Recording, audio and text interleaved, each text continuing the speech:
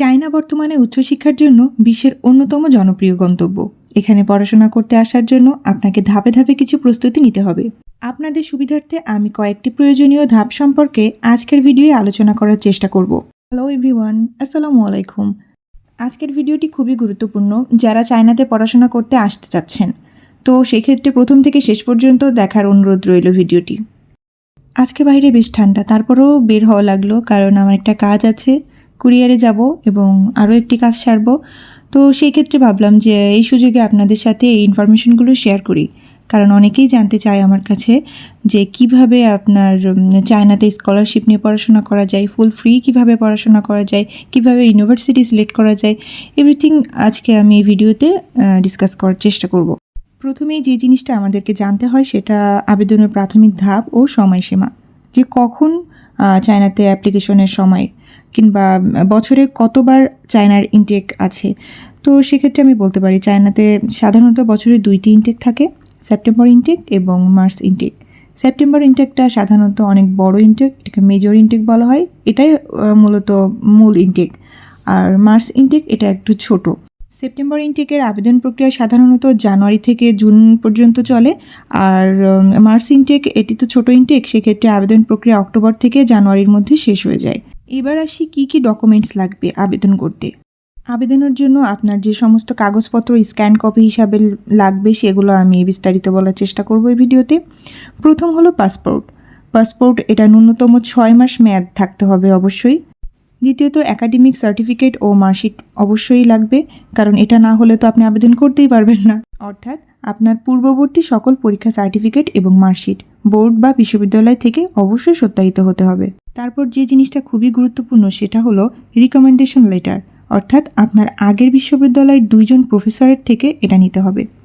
তারপরে যে জিনিসটা লাগবে পুলিশ ক্লিয়ারেন্স সার্টিফিকেট, আপনার স্থানীয় থানা থেকে এটি নিতে হবে।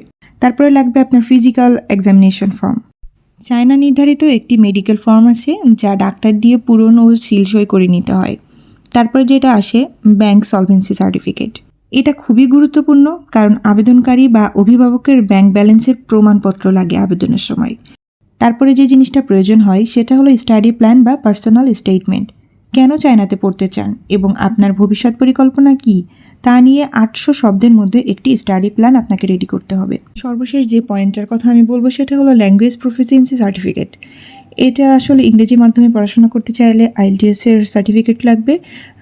সেক্ষেত্রে সাধারণত 5.5 থেকে 6 পয়েন্ট ইজ এনাফ, অথবা মাধ্যম হিসাবে ইংরেজি প্রশংসাপত্র আপনার ইউনিভার্সিটি থেকে, মানে বিগত ইউনিভার্সিটি থেকে, অর্থাৎ MOI, এটার একটা সার্টিফিকেট লাগবে। আর যারা কিনা চীনা মাধ্যমে পড়াশোনা করতে চান সেক্ষেত্রে HSK লেভেল কমপ্লিট থাকতে হবে, 4 থেকে 5, HSK 4 আর HSK 5 এর সার্টিফিকেট হইলেই এনাফ। এবার আসুন স্কলারশিপের ধরন সম্পর্কে আলোচনা করি। চায়নাতে পড়াশোনা করার সবচেয়ে বড় সুবিধা হলো প্রচুর স্কলারশিপ। উল্লেখযোগ্য কিছু হলো, নাম্বার 1 CSC স্কলারশিপ, অর্থাৎ চাইনিজ গভর্নমেন্ট স্কলারশিপ। এটি সবচেয়ে সেরা স্কলারশিপ। এতে টিউশন ফি, থাকার খরচ এগুলো ফ্রি থাকে এবং সাথে মান্থলি স্টাইপেন্ডও পাওয়া যায়। সেক্ষেত্রে 2500 থেকে 3500 ইউয়ান পর্যন্ত হয়ে থাকে স্কলারশিপের মান্থলি স্টাইপেন্ডটা আর কি। দ্বিতীয়ত প্রভিন্সিয়াল গভর্নমেন্ট স্কলারশিপ, বিভিন্ন প্রদেশের সরকার এই স্কলারশিপ দিয়ে থাকে। 3 নম্বর যে স্কলারশিপের কথা বলবো সেটা হলো ইউনিভার্সিটি স্কলারশিপ। সরাসরি বিশ্ববিদ্যালয় থেকে মেধাবী ছাত্রদের এই স্কলারশিপ দেওয়া হয়ে থাকে। প্রেসিডেন্সিয়াল স্কলারশিপ, এটি অনেক সময় টিউশন ও ডরমিটরি ফি কভার করে, অর্থাৎ পড়াশোনা এবং আপনার থাকা খরচটা ফ্রি। এই স্কলারশিপের আওতায় আপনি কোনো মান্থলি স্টাইপেন্ড পাবেন না। তো আপনাদের সাথে কথা বলতে বলতে আমি কুরিয়ারে পৌঁছে গিয়েছি। তো যাই হোক, আজকে অনেক ইনফরমেশন আমি শেয়ার করলাম। ইনশাল্লাহ নেক্সট ভিডিওতে আরও বিভিন্ন রকম ইনফরমেশন দেওয়ার চেষ্টা করব। চাইনিজরা কুরিয়ারকে বলে খোয়াইদি। তো যাই হোক, খোয়াইদি রিসিভ করতে আমিও চলে এসেছি। আমার প্রোডাক্টটি কোন সেলফে রাখা আছে সেটা জানার জন্য আমাকে এই সার্চ বারে কোড লিখে সার্চ করতে হবে, সে কারণে ভিডিওটি এই মুহূর্তে কন্টিনিউ করতে পারছি না। সার্চ করা শেষ, এখন 8 নম্বর সেলফে আমার একটি পার্সেল আছে, সেটা রিসিভ করব। এটার কোড ছিল 84356। এই যে পেয়ে গেছি আমার প্রোডাক্টটি। জানি না এটার ভিতর কী আছে, এরও আগে 2টা পার্সেল রিসিভ করে রেখে গেছি, তখন ভিডিও ধারণ করতে ভুলে গেছিলাম। তো যাই হোক, 3টা পার্সেল টোটাল রিসিভ করা হলো। নেক্সট পার্সেলটি রাখা আছে 10 নম্বর সেলফে, 10-1-3032। এই যে সবার উপরেই ছিল, এটা খুঁজতে বেশি সমস্যা হয়নি। নেক্সট পার্সেল 12 নম্বর সেলফে, 12-2-1035। অনেকগুলো পার্সেলের মধ্যে থেকে খুঁজে বের করতে বেশ কষ্টদায়ক আর কি, আমার পক্ষে আর কি। তো যাই হোক, পেয়েছি 12-2-1035 পার্সেলটা। এটা বেশ ভারী, জানি না এটার ভিতরে কী আছে, ওপেন করার পরে বুঝতে পারবো। তো যাই হোক, আমার টোটাল 5টা পার্সেল রিসিভ করা হলো, এখনও অনেকগুলো পার্সেল রিসিভ করা বাকি আছে। নেক্সট চলে এলাম 15 নম্বর সেলফে, এখানেও আরও একটা পার্সেল রয়েছে, 15-2-2009। এটা একটু খুঁজে বের করতে হবে, এতগুলো পার্সেলের মধ্যে খুঁজে বের করা খুবই কষ্টকর। এইটা সামনেই আছে 15-2-2009। এটা অনেক বেশি হালকা, জানি না এটার ভিতর কী আছে। টোটাল 6টা পার্সেল রিসিভ করা হলো। নেক্সট পার্সেল 2য় তলায়, এখন আমার 2য় তলায় যাওয়া লাগবে, তো চলুন আমার সাথে। এখানে কুরিয়ারে সবসময় অনেক বেশি ভিড় থাকে, তো আজকে ভেবেছি যে লাঞ্চ টাইমে যাব, যাতে ভিড় একটু কম থাকবে বা অনেক বেশি গ্যাদারিং না থাকে। তো দেখতেই পাচ্ছেন যে খুব একটা মানুষজন নাই। সকালে বা বিকাল কিংবা সন্ধ্যার টাইমে অনেক বেশি মানুষের ভিড় থাকে। 2য় তলায় আমার 2টা পার্সেল রাখা আছে, এই 2টা কালেক্ট করতে হবে। এই যে কালেক্ট করা শেষ 2টা পার্সেল, এখন আমি নিচে যাচ্ছি। একের পর এক তো পার্সেল রিসিভ করতেই আছি, জানি না যে এতগুলো পার্সেল আমি কিভাবে নিয়ে যাব রুমে। অলমোস্ট 8টার মতো পার্সেল রিসিভ করা শেষ, এখনও মনে হয় 2-3টা বাকি আছে। তো এখানে রাখলাম। এবার আমার বাইরের সেলফে কিছু প্রোডাক্ট আছে, মনে হয় আর 2টা হলেই শেষ। চলেন বাইরের সেলফে যাই, প্রোডাক্ট রিসিভ করে আনি। এখানে অনেকেই দেখতে পাচ্ছেন তাদের প্রোডাক্ট আনবক্সিং করতেছে। যাই হোক, আমার 40 নম্বর সেলফে প্রোডাক্ট রাখা আছে, এইটার কোড হলো 40-4-1030। 40-4, এটা 43-43-এর লাইন, 44 মেবি নিচের লাইন হবে, 40-4-1030। এই যে পেয়েছি। এই বক্সটা বেশ বড় সড়ো মনে হচ্ছে, বড় কিছুই হবে হয়তো এটার ভিতরে। রুমে যে ওপেন করলে বুঝতে পারবো যে কী আছে। যাই হোক, আর একটা পার্সেল আমার রিসিভ করলেই হয়ে যাবে, আজকের মতো ছুটি। আমার পাশে মনে হয় অন্য কেউ প্রোডাক্ট রাখছে, নাহলে এতগুলো প্রোডাক্ট তো ছিল না। যাই হোক, প্যারা নাই, এখানে কেউ কারোর প্রোডাক্ট নেয় না বা হারানোর কোনো ভয় নাই, সেক্ষেত্রে নিশ্চিন্তে থাকা যায়। আজকের দিনের মতো টোটাল 10টি পার্সেল কালেক্ট করা শেষ হলো আমার। এখন স্ক্যান করে নিয়ে দেন রুমে নিয়ে যাওয়ার পরে আনবক্সিং করার সময় অবশ্যই আপনাদের সাথে ভিডিওটি শেয়ার করব, ততক্ষণ আমার সাথেই থাকুন। প্রোডাক্ট রিসিভ করা শেষ, এখন ডরমেটরির দিকে হেঁটে যাচ্ছি। এখন লাঞ্চ টাইম, দুপুরের সময় অত বেশি রাস্তাঘাটে স্টুডেন্টের ভিড় থাকে না।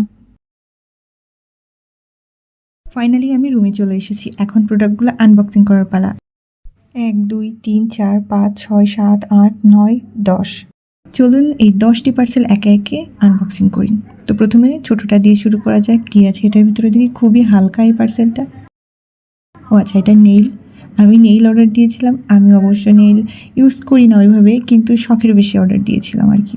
এটার ভিতরে কী আছে দেখা যাক। 2 নম্বর পার্সেল, এটা চুলের রাবার। 5টা রাবার অর্ডার দিয়েছিলাম, আমার একটু ইমার্জেন্সি লাগছিল, এই আর কি, অল্প করে কিনেছি। 3 নম্বর বক্সে কী আছে দেখি। আচ্ছা, এটা হলো পানির ট্যাপের সাকনি টাইপের আর কি। এটা ফিল্টারিং হয়, মানে প্রপার হয় না, কিন্তু অনেক সময় ময়লা আবর্জনা আসে পানির লাইন থেকে, তো সেটা আর কি কভার করে। একসাথে 3টা নিয়েছি। এটা স্ক্রু দেওয়া আছে টাইট করার জন্য গোড়াতে, আর সাথে সাকনি মানে যেটা ফিল্টার করে সেই প্যাড 30টা দেওয়া ছিল আর কি। তো চলে যাই নেক্সট পার্সেলে। এটা কি আছে, এটা বেশ ভারী, এটা বোতল টাইপের মনে হচ্ছে। ও আচ্ছা, এটা জুস। হ্যাঁ, আমি জুস অর্ডার দিয়েছিলাম, প্রায় 5-6 দিন আগে দিয়েছিলাম, আমি আসলে ভুলেই গিয়েছি। লিচু জুস, এটা 100% এনএফসি জুস। এনএফসির ফুল অ্যাব্রিভিয়েশন হলো নট ফ্রম কনসেন্ট্রেট। যে জুসগুলো সরাসরি তাজা ফল থেকে তৈরি করা হয়, সেই জুসের গায়ে 100% এনএফসি লেখা থাকে। তো আমি যখনই জুস অর্ডার দিই 100% এনএফসি দেখেই অর্ডার দিই। ওকে, তো চলুন পরের পার্সেলে কী আছে দেখি আনবক্সিং করে। এটা অনেক বেশি পাতলা মনে হচ্ছে, খুবই পাতলা কোনো জিনিস। আচ্ছা, এটা হলো বাথ টাওয়াল। এটা অর্ডার দিয়েছিলাম, অফারে পেয়েছিলাম, এই কারণে আর কি এক্সট্রা অর্ডার দিয়ে রেখেছিলাম। তো নেক্সট পার্সেল দেখি কি আছে। বক্সটা ছোট কিন্তু বেশ ভারী, মনে হচ্ছে ভারী কোনো জিনিস আছে। আসলে কি যে অর্ডার দেই পরে ভুলে যাই, ওপেন না করা পর্যন্ত বুঝতে পারি না আসলে এই বক্সের মধ্যে কী আসছে। আচ্ছা, এটা হলো মনে হয় পানির পাম্পার, সেটা হতে পারে। আচ্ছা হ্যাঁ হ্যাঁ ঠিক, এটার নাম হচ্ছে ইলেকট্রিক ওয়াটার ডিসপেন্সার পাম্প। এটার সাহায্যে বড় বোতল থেকে পানি উত্তোলন করা হয়। অনেক বড় বড় বোতল থেকে কিন্তু পানি ঢেলে খাওয়াটা বেশ মানে কষ্টসাধ্য। এই কারণে এই পাম্পারের সাহায্যে পানি মোটরের মতো করে নেওয়া যায় আর কি। এটা চার্জিং সিস্টেম, বারবার চার্জ দিয়ে ব্যবহার করা যায়। এই ওয়াটার পাম্প আমার অন্য আরেকটা মডেলের ছিল, সেটা নষ্ট হয়ে গেছে। এই মডেলের আরেকটা অর্ডার দিলাম, এটা কেমন হয় দেখি। তো যাই হোক, কথা বলতে বলতে এই বক্সটা ওপেন করে ফেলেছি। এটার ভিতরে পেঁপে ছিল। আমি সবজিও অনলাইনে অর্ডার দিই কারণ অনেক সাশ্রয়ে পাওয়া যায়, যা কিনা সুপার শপে গেলে এর 3 ডবল দাম নেয়। এই কারণে সবজি আমি অনলাইনে অর্ডার দিই। বেশিরভাগ প্রোডাক্টই আমি অনলাইনে অর্ডার দিই, খুব কম আমি সুপার মার্কেটে যেয়ে কেনাকাটা করি। তো দেখি নেক্সট পার্সেলে কি আছে। আচ্ছা, এটার ভিতরে বিস্কুট আছে। এটা নিয়ে একটা মজার কাহিনী আছে, সেটা হলো এখানে টোটাল 20টা বিস্কুট আছে, মানে 20 বক্স। আমি জাস্ট অফারে কিনেছিলাম মাত্র 99 পয়সায়। আমার বিশ্বাস করতে কষ্ট হচ্ছিল যে 99 পয়সায় আমি 20 প্যাকেট বিস্কুট পাবো। তো প্যাকেটগুলো কত বড় সেটা তো দেখতেই পারতেছি সামনে আসার পরে।